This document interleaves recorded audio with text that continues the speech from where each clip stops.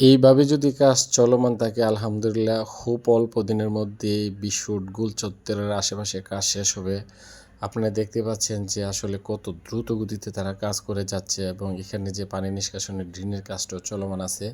সব কিছু মিলিয়ে আসলে এখানে যে বালু মিশ্রিত যে কংক্রিটগুলির যে মিশ্রণ দেখে আমার কাছে অনেকটাই ভালো লাগছে এবং মাঝখানে যে পানি নিষ্কাশনের ড্রেনের কাজটা আশা করা যাচ্ছে খুব অল্প সময়ের মধ্যে শেষ হবে।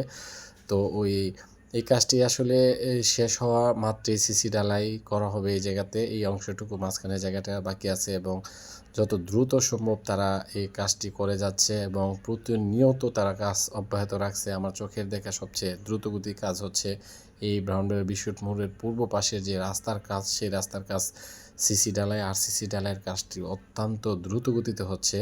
তো আশা করা যাচ্ছে খুব অল্প সময়ের মধ্যে ১ মাসের মধ্যে আসলে এই কাজ সম্পূর্ণটা শেষ হবে। তো আমি যতটুকু জানতে পারলাম আর কি। এখন দেখা যাক আসলে কতটুকু কাজ কীভাবে হয়, কত দ্রুত হয়। ধন্যবাদ সবাইকে।